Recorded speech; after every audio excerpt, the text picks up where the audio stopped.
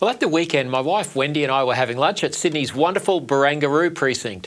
A few tables away from us, we heard a loud popping sound followed by the cheers of assembled family and friends. A gender reveal party was happening and the happy couple had just announced the gender of their unborn baby. Now, the cognitive dissonance of our society is to the fore at such events. Number one, our abortion to birth laws in every state deny the humanity of the unborn babies we recognise at gender reveal parties. Two, dominant LGBTIQA+ political ideology, which is enforced by so-called gender identity laws, mean that couples announcing their unborn baby's gender really are dangerous bigots because that ideology says that gender should not be assigned at birth, let alone before birth, and it's up to the child to choose their gender whenever the child thinks that they're ready to know whatever gender they think they might be. Now, in this crazy mixed-up world, it's why we call this segment every week with Binary's Kirralie Smith Gender Reveal. Kirralie, the fact that gender reveal parties are so popular these days must do the heads in of the LGBTIQA+ political activists. Absolutely. And the fact that, every time someone has a baby, the first question is it a boy or a girl if they don't already know the gender? So, it's a really important fact to all of us because there is only two options. There's only male or female. Yes, there are males who have sexual disorders, but that just means they're males with female sex characteristics and vice versa. But it's really important to us as human beings, and we do value and treat both sexes equally. Well, most parents do anyway. And, it's something that I think that those activists, they know full well that what they're standing for is not reality. Yep. It's not biological. It's not scientific evidence-based. And so I hope that many parents continue to celebrate the fact that they're only having a boy or a girl for many, many years to come. Yeah, absolutely. I mean, the Australian culture is at war with these political activists, or these political activists are at war with mainstream Australians, and I think people are going to wake up more and more. Speaking of cognitive dissonance, Kirralie, the Albanese government has announced that all sporting organisations must have a 50-50 representation of males and females in leadership positions by 2027. Now, Kirralie, I have to ask this, does this include men identifying as women? Absolutely, because, they can't even define what a woman is. And we already know that their sports policies from the Australian Institute of Sport, the guidelines, and every major sporting institution in Australia accepts that women can have a penis and that men can bring their own balls to women's sport if you like. So they absolutely will include, sorry for that. Yeah, you've got me there, Kirralie. You weren't just referring to their soccer balls, were you? But, you have to laugh because it is such a serious matter. We've seen the issue with the flying bats where 5 males absolutely annihilated the women's competition, left those women humiliated and devastated. And now the Albanese government, it's just insane that they can't define the word woman, yet they're virtue signalling saying that we're going to have 50-50 representation at the board level. Well, I think that they are gaslighting women. I think that they're slapping women in the face and that they are revealing that they're in this for politics, not for the actual protection and promotion of women in sport. Yeah. Yeah, it's absolutely right. It's interesting, Kirralie, this week I think Tanya Plibersek was celebrating 30 years of affirmative action to try and help elevate women, but again, she can't even define what a woman is.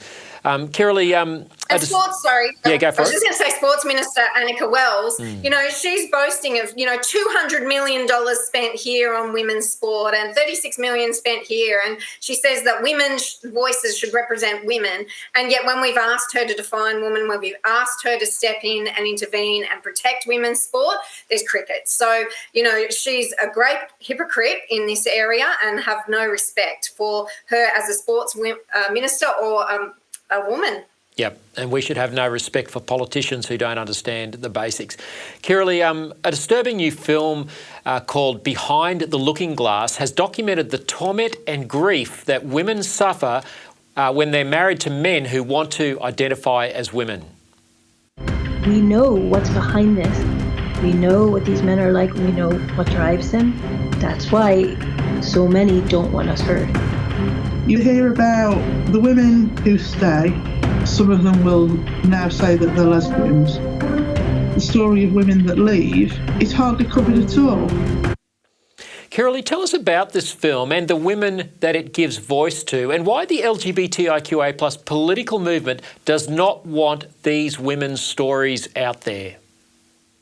Oh, look, these are devastating accounts by about 16 women whose husbands, are clearly autogynephiles, who are sexually aroused at the thought of being a woman and dominating women.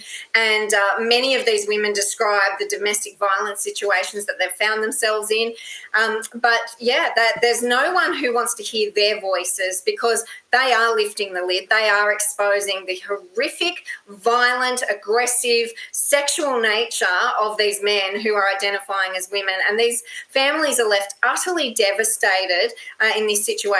And it's a harrowing watch. It's really disturbing, but it is full of facts, full of insight of what happens to families when these men do that. And I will say, Lyle, that we have an account similar in our book that's coming out in the next few months of a very brave woman who describes her experience with her husband who transitioned or, identifies as a female. And it is utterly heartbreaking. These women are already vulnerable. They're disenfranchised. And when this happens to them, it really pushes them down in society. Nobody wants to hear what they have to say, because the reality of it is really devastating.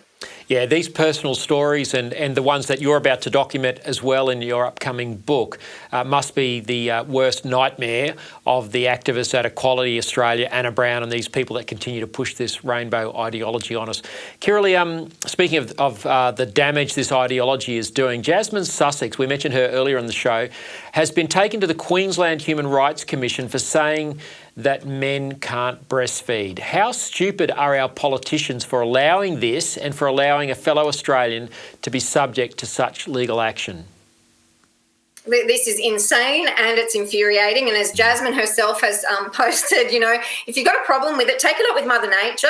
You and I would say take it up with God. This is human design. Only women can breastfeed. Only women can produce the milk. It even changes from day to night. It changes with the immune system of the baby. It is incredibly an intelligent design, Lyle. Breastfeeding is just mind-blowing, the more research they do on it. And these men who think that they're breastfeeding are just having a chemical drug cocktail that is not suited or, intricately designed for the best needs of the baby. They're doing it to satisfy their own needs, and they're not doing it for the best interests of their child. And it's really offensive, it's really stupid, and that the courts are even entertaining this is beyond comprehension. It sure is, Kiralee, and I think next time you have a look at the rainbow political flag, you've got to think about the harm and the trashing of motherhood that it does and the harm that it does to babies. This is a shocking political movement, and the sooner we wake up, the better. That's why we have you on every week.